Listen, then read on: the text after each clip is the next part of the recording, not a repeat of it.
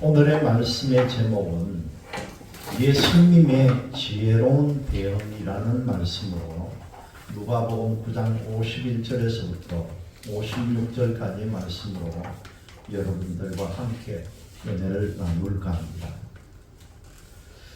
이 말씀의 오늘 주제를 보면요, 예수님께서는 이 세상에서 사역을 할 때 환영도 많이 받았지만은 또 거절도 많이 당했다는 거죠. 환영하는 사람도 있었고 예수님을 배척하는 사람도 있었다는 겁니다. 예수님께서 거절을 당했을 때에 오늘 말씀을 통해도 보면은 이 제자들이 화를 내고 그 거절하는 사람들에게 하늘에서 불을 내려가지고 없애버릴까요? 그런 제자들의 말도 나옵니다. 그런데 예수님께서는 이 제자들을 꾸짖으면서 거기에 연연하지 않고 다른 마을로 가셨다. 그렇게 말씀에 나옵니다. 오늘 이 말씀을 통해서 예수님에게서 어떤 거절을 당할 때에 어떻게 대응해야 하는지 여러분들이 잘 배워보시기를 바랍니다. 오늘의 말씀의 논지를 보니까 예수님께서는 사람들로부터 거절을 당해도 정말 침착하게 대응했다는 것이죠. 첫 번째로 보니까 사마리아 마을로 가시려는 예수님에 대한 말씀이 바로 51절과 52절인데 내용이 뭡니까? 예수님께서 이제 마지막으로 죽음을 당하고 십자가의 고난을 받고 때가 되어서 성천하실 때가 되었다는 거예요. 그래서 이제 예루살렘으로 향해 올라가기로 결심을 했다는 겁니다.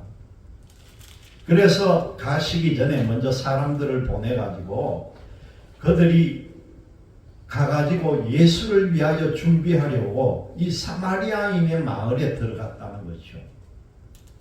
그런데 두 번째 보니까 사람들에게 거절을 당하신 예수님에 대한 말씀이 나옵니다. 53절 말씀을 보니까요, 예수께서 예루살렘을 향하여 가시기 때문에 그들이 받아들이지 아니겠다는 거예요. 사마리아인들이 예수님 일행이 사마리아 땅에 들어오는 걸 허락하지를 않았다는 거죠. 그리고 세 번째 보니까 과격한 제자들을 알고 계신 예수님에 대한 말씀인데 54절을 통해 보니까 그 제자 야고보와 요한이 예수님께 우리가 불을 명하여 하늘로부터 내려 저들을 멸하라 하시기를 원하시나이까? 그렇게 예수님께 물어보는 거예요. 그랬을 때에 예수님은요, 아무 대꾸도 다른 그 사람들을 어떻게 하지도 않고 도리어 제자들을 꾸짖고는 함께 다른 마을로 가셨다.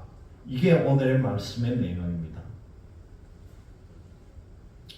여러분, 우리가 하나님을 전가하기 위해서 전도를 하다 보면은 다른 사람들로부터 매정하게 거절당하는 경우가 얼마나 많습니까?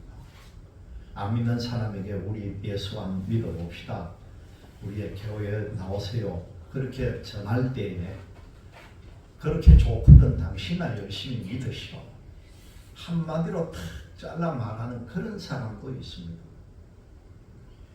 매정하게 거절하다 못해 심지어 전도하는 사람을 향해서 어떤 사람들은 짜증까지 냅니다. 막 그만하이소. 이때 전도하는 사람이 정말 실망할 때도 있고요. 어떤 때는 그 짜증 내는 사람과 말다툼까지 할 수가 있다는 겁니다. 그런데 여러분 한 가지 딱 알아야 하는 거는요, 전도하다가 말다툼하는 그런 행위는 절대 해서는 안 되는 거예요. 만약에 그런 식으로 하다가는 완전 전도의 문 자체 막혀버립니다. 지혜롭게 해야 한다는 것이요. 이 짜증을 내는 사람은 자기가 잘했다고 생각하기 때문에 그 전도하는 사람을 향해 믿는 사람들이 더 나쁘다 이렇게 생각하고 있다는 거죠. 전도하지만은 우리는 거절당할 수도 있다는 걸 여러분들이 알아야 합니다. 오늘 말씀을 통해 보니까 아니 이 앞에 예수님께서도 보면요 12명의 제자를 전도하러 보내실 때에 거절당할 수 있다는 걸 예수님도 알고 계셨다는 겁니다. 그래서 이 누가복음 9장 이 앞에 우리가 읽진 않았지만은 5절의 말씀을 보면요 예수님께서 뭐라고 합니까? 5절 말씀에 누구든지 너희를 영접하지 아니하거든 그 성에서 떠날 때에 너희 발에서 먼지를 떨어버려 그들에게 증거를 삼아라. 그렇게 말씀합니다. 왜 그렇습니까? 너희들이 복음을 증거하기 위해서 전도를 했는데 전도받는 사람들이 받아들이지 않거든 발에 먼지를 떨어버리고 다른 곳으로 가라. 이 말씀이 뭡니까 여러분? 미련 없이 뒤돌아보지 말라는 거예요. 거기에서 일어났던 일은 몽땅 다 먼지 털듯이 털어버리고 다른 곳으로 가서 전도하라. 그런 말씀을 주신 거죠. 사람이 살면서 거절을 당할 때가 얼마나 많겠습니까? 그런데 거절당하는 것이 두려워서 아예 시작조차 못하는 사람은 참 불쌍한 사람이에요. 어떤 영업을 전문으로 하는 사원이나 어떤 마케팅을 하는 사람을 훈련하는 그런 일들이 있습니다. 신입사원 교육을 하는 거죠.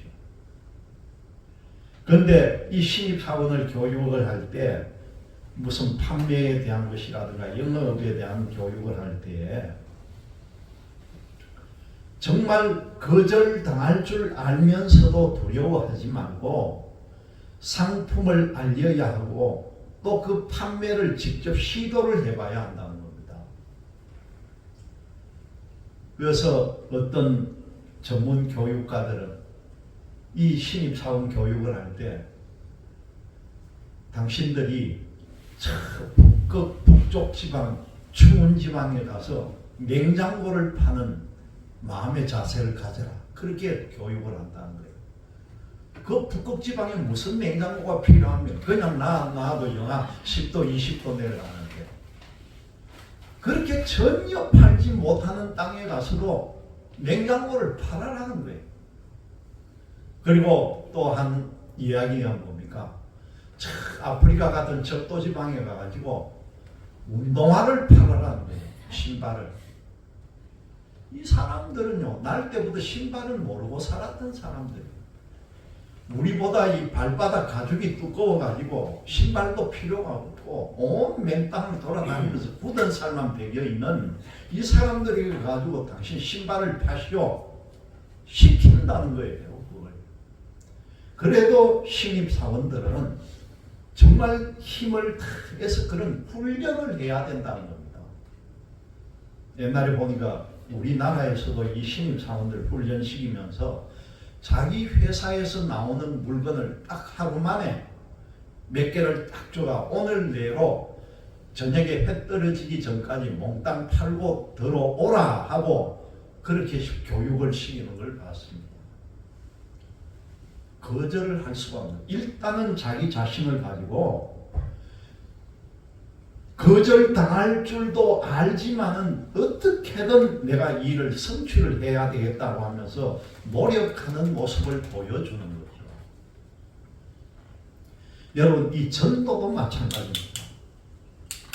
우리가 전하는 복음이 거절당할 줄 알지만은 우리는 끝까지 전해야 한다는 겁니다. 다만 상대방에게 호감이 가도록 우리가 전해야 하고요. 거절을 당하더라도 그 상대를 절대 원망하지 말아야 한다는 사실이 중요하다는 거죠. 문제는 여러분 이단들이 이 내용을 더 잘 알고 전하고 있다는 겁니다. 요즘 우리 동네도 보면은 이단이 얼마나 설치는지 옛날보다 더 합니다. 지난번에도 말씀드렸듯이 되지도 않은 내용을 가지고 그것이 세상에 전부인 양 돌아다니면서, 근데 거기 저런 데 나가는 사람들은 다른 하는 일이 없는 모양이에요. 거기만 밤낮으로 매달려 가지고, 만약에 우리 교인들이 다른 일 안 하고 만약에 그렇게 한다면 교회가 포함될 거기는 해요. 그런데 밤낮이 없어요. 저 사람들이 얼마나 이단들이 설치는지. 다른 신앙을 가진 사람들이 예수님을 보고 예수님께서 가르쳐주는 방법을 취해야 한다는 것이죠. 예수님 역시 세상에서 수많은 거절을 당했습니다. 첫 번째 보니까 51절 말씀을 통해서 사마리아 마을로 가시려는 예수님에 대한 말씀이 나옵니다. 예수님께서는 거절당하실 때에요, 정말 지혜롭게 대처를 했다는 거죠. 예수님으로부터 우리가 배우면은 거절당할 때에 어떻게 대응해야 하는지 우리에게 지혜가 생긴다는 겁니다. 예수님은 거절당하다 못해서 핍박받고 위협받고 고난당하다가 죽임까지 당하신 분이 바로 예수님이라는 겁니다. 언제나 예수님은 지혜롭게 대응을 했습니다. 오늘 본문에도 보면은 예수님이 거절당하시는 장면이 나옵니다. 예수님은 자신의 때를 알고 계셨다는 거죠. 예수님이 나타나야 할 때가 있고, 그리고 예수님께서 잠시 숨어 있어야 할 때도 있다는 걸 알았다는 겁니다. 그리고 하나님 아버지로 왔다는 사실을 알고 계시는 예수님께서는 언젠가는 다시 아버지께로 가야 할 때까지 알고 계셨다는 거죠. 오늘 본문에 뭐라고 했습니까? 성천하실 기약이 찼다는 거예요. 이제 하늘로 갈 때가 다 됐다는 겁니다. 이건 바로 예수님의 십자가의 고난을 의미합니다. 오늘 이 말씀을 여러분들에게 전하는 이유가 뭡니까? 이제 다음 주면은 종려주일이고 이어서 고난주간이 시작이 됩니다. 이제 예수님께서 고난받을 주간이 바로 앞에까지 왔다는 거죠. 예수님은 십자가 고난과 부활이 있고 난 뒤에 하늘 아버지께로 오르셨다는 것 때문입니다. 예수님은 예루살렘에서 고난을 당했습니다. 그래서 예수님은요, 예루살렘 성으로 지금 올라가셔야 할 때가 됐다는 거죠. 그런데 예루살렘으로 올라가려니까 그 바로 길목에 이런 사마리아라고 하는 동네가 있는 거예요. 여러분들에게 이 사마리아에 대해서는 몇 번인가 제가 말씀을 전해드린 적이 있는데, 이 동네가 어떤 동네입니까? 사마리아. 이 사마리아는 예수님 오시기 722년 전에 사마리아를 점령했던 아수르라고 하는 나라가, 다른 그러니까 이방 나라가 자기들의 이민족을 사마리아로 데려와 가지고 사마리아에 있던 유대인들과 같이 혼인을 시키고, 요즘 말로 하면은 혼혈족이 생겨났던 동네입니다. 그래서 유대인들은 우리하고는 피가 나는 그런 족속으로 여겼고, 그 학대받던 이 사마리아인들은 도리어 유대인들을 향해서 서로 감정이 악해졌던 그런 관계가 되었다는 거죠. 이런 일이 있은 후에 나중에 포로 교환 사건이 있고 난 뒤에 사마리아 사람들은요, 원래는 예루살렘 성이라고 하는 예루살렘 성의 성지 순례를 자기들이 다녀야 되는데, 우리는 예루살렘에 안 갈란다. 우리는 우리끼리 사마리아 땅에다가 성전을 새로 짓고 우리끼리 하나님을 모시겠다. 그래서 서로가 반대가 된 사람들이에요.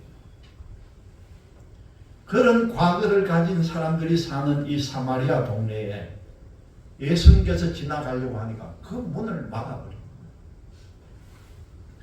사실 유대인들은 사마리아를 거치지 않고 예루살렘을 올라가는 습관을 가졌다는 겁니다.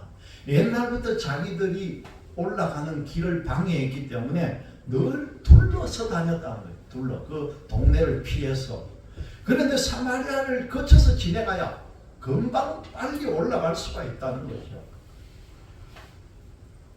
이스라엘이라고 하는 저 나라가 우리나라의 강원도가 안 한 나라인데 그 가는 중간에 도시 하나를 우회가 돌아간다는 건 하루 길을 더 망쳐버리는 거죠.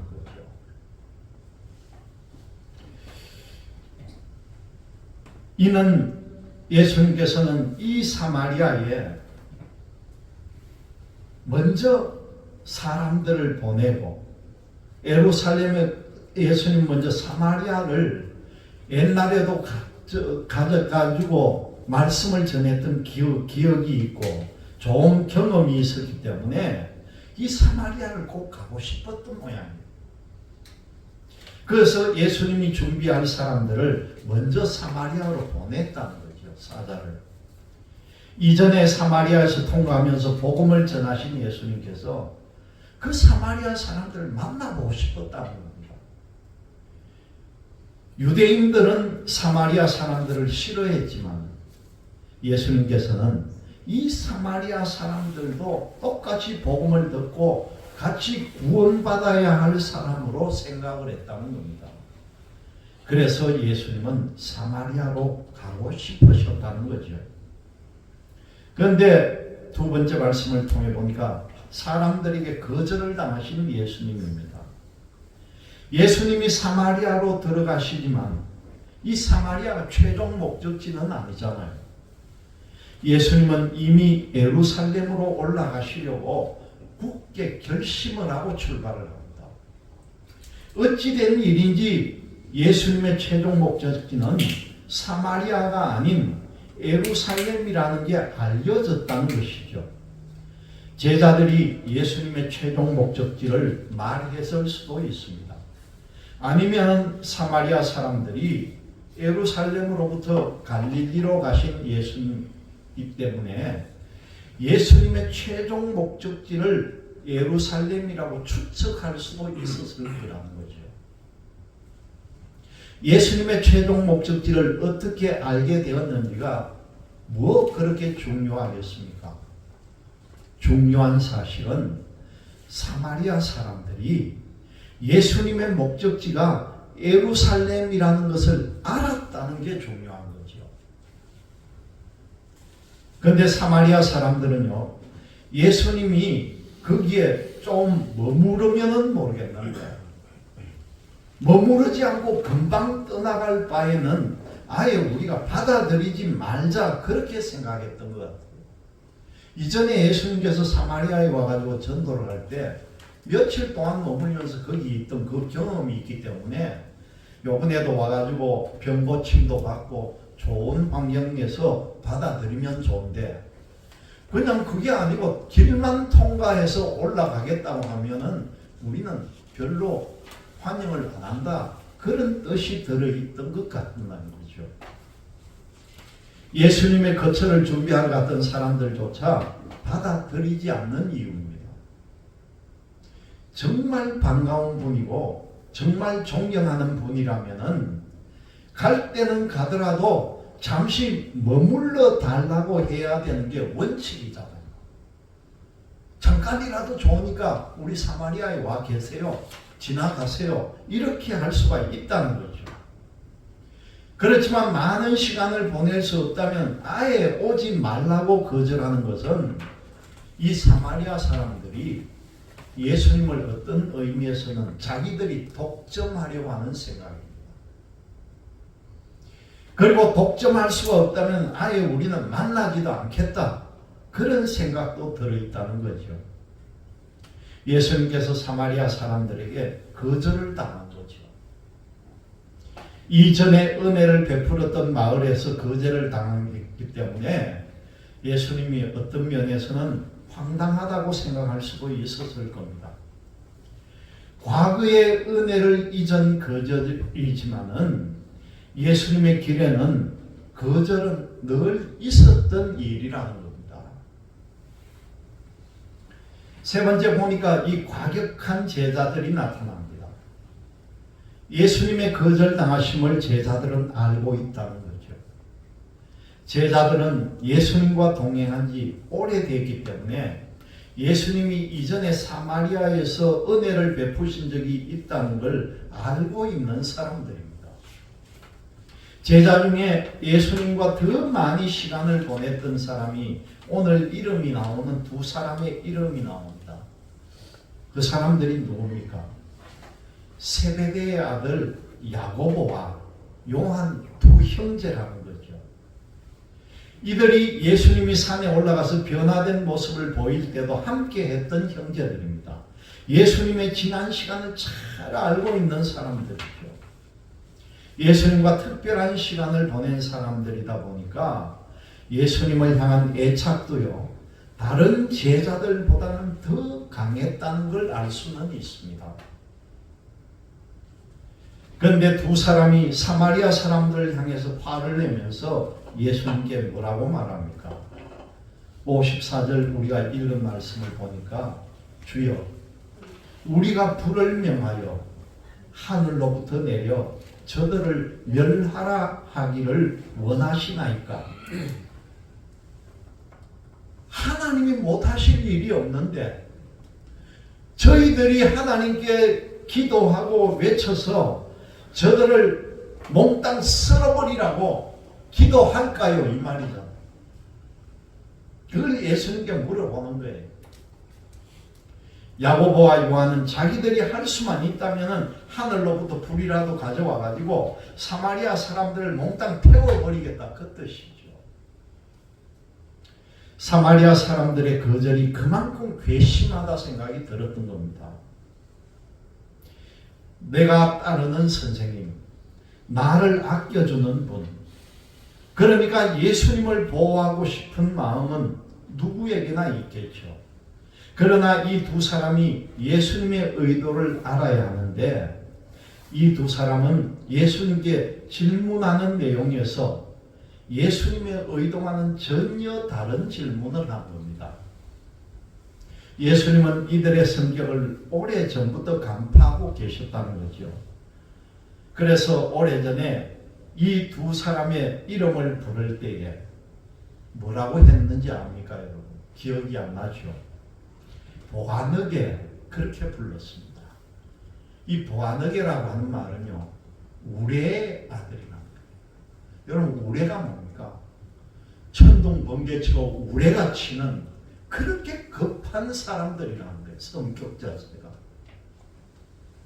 그 이름에서 벌써 알 수 있듯이 이 사람들은 성격과 행동, 그게 그렇게 급한 사람이라는 걸 예수님은 다 알고 계셨다는 거죠. 마지막에 보니까 돌아보아 꾸짖고 비켜가신 예수님의 말씀입니다. 여러분, 우리가 오늘 읽은 본문 바로 앞절에는 보면은요, 49절의 말씀을 보면은 형제 중에 이 동생 요한은 예수님의 이름으로 귀신을 내쫓는 사람들이 예수님을 따르지 않는 것을 보았다. 그런 말씀이 나옵니다. 우리가 읽었던 본문 앞에 49절과 50절 말씀 우리 같이 한번 읽어봅니다. 요한이 여짜오되 주여 어떤 사람이 주의 이름으로 귀신을 내쫓는 것을 우리가 보고 우리와 함께 따르지 아니함으로 금하였나이다. 예수께서 이르시되 금하지 말라. 너희를 반대하지 않는 자는 너희를 위하는 자니라. 아멘. 요한, 그 가까운 제자인 요한이 주님께 사람들이요, 주님의 이름을 부르면서 자기들이 귀신을 내쫓는 걸 우리가 봤는데 이 사람들이 왜 우리를 같이 따라오지 않고 자기들 마음대로 합니까? 그래서 요한이 우리 따라오지 말라고 했다는 거예요. 자기가 예수님 능력은 받아가지고 자기들이 하면서 왜 우리를 따라오지 않느냐 그 말이죠. 그랬을 때 예수님께서 그걸 너희들이 금하지 말아라. 너희를 반대하지 않는 자는 바로 너희를 위하는 자다. 그렇게 이 제자들을 위로했다는 말씀입니다. 요한은 예수님 이름을 사용하는 것을 막았다는 거죠. 귀신을 내쫓는 일을 하지 말라는 의미이기도 합니다. 요한이 이 일을 예수님 앞에 자랑하고 싶어가지고 예수님 제가 일을 했습니다. 자랑하려고 했는데 예수님께서 딱 한마디로 그거 하지 마라. 막아버린 거죠. 예수님은 이 요한에게 50절에 금하지 말라 너희를 반대하지 않는 자 너희를 위하는 자니라 그렇게 말씀합니다. 예수님의 하늘에서 불을 내려 멸하고 싶다는 이 형제들의 제안에 어떻게 반응을 했습니까? 구약에 보면은 과거의 엘리야 시대 때에 하늘에서 불이 내려가지고 그 군사들을 불살인 적이 있는 그런 내용이 나옵니다. 날이 가물어가지고 비가 와야 되는데 서로 양쪽으로 나눠가지고 엘리야 혼자 하나님께 기도하고 저쪽에는 많은 군사들이 모여서 자기 몸을 찢으면서 피를 흘리면서 하나님께 기우제 제사를 지내고 하나님께 요청을 했는데 그 대결에서 엘리야가 이기고 우상을 섬기던 그 군사들이 그 자리에서 그냥 죽은 사건이죠. 예수님이 그렇게 하실 수도 있다는 겁니다. 그렇지만 그렇지 않았다는 거죠. 오히려 이 형제들을 꾸짖으면서 예수님께서 왜 꾸짖었을까요? 그것은요, 예수님께서는 이 세상에 사람들을 멸하러 온 것이 아니라 사람들을 구하러 오셨다는 겁니다. 예수님께서는 이 세상을 심판할 권세가 있었지만은 예수님에게는 심판보다도 더 중요한 것이 구원이었다는 거예요. 하나님이 아들을 세상에 보내신 이유는 세상을 심판하려 한 게 아니라 구원을 받게 하려는 거다. 그렇게 성경은 말합니다. 그럼 시간이 좀 가더라도 요한복음 3장 16절을 한번 찾아봅니다. 그 앞에 뒤에 요한복음 3장 16절입니다.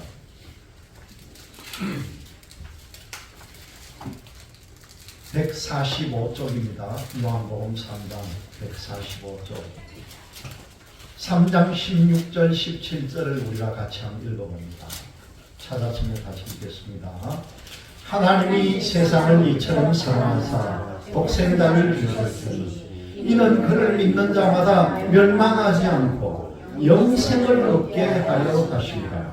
하나님이 그 아들을 세상에 보내신 것은 세상을 심판하려 하심이 아니요 그로 말미암아 세상이 구원을 받게 하려 하십니다. 아멘. 이게 예수님의 마음이에요. 하나님의 마음입니다. 하나님이 세상을 그냥 사랑한 게 아니라 이처럼 사랑해가지고 하나님을 믿는 모든 자들은 멸망하지 않고 여러분 하나님으로부터 구원받으면 영생을 얻는 거잖아요. 우리의 영은 영원한 천국에 가는 줄 믿으시기를 바랍니다. 그리고 17절 말씀이 뭡니까? 하나님이 그 아들을 세상에 보낸 것은요 이 세상을 심판하려 하는 게 아니고 그로 예수님으로 말미암아 이 세상이 구원받게 하려는 거예요. 예수님은 사마리아 지역 사람들이 비록 당신을 거절했다 할지라도 그들에게 심판이 내려지는 것을 원하지 않았다는 겁니다. 예수님은 사마리아가 아니라 다른 마을로 가셨다는 겁니다. 사마리아 사람들은 심판하기보다는 이 사마리아 사람들을 심판하기보다는 하나님의 뜻을 따르기 위함이었다는 것이요. 여러분, 우리도 하나님의 유언이 하나님의 말씀을 땅끝까지 전하는 사명을 받은 하나님의 자녀들로서 이렇게 지혜롭게 우리에게 주신 사명을 잘 감당하시기를 주님의 이름으로 기원드립니다. 아멘. 다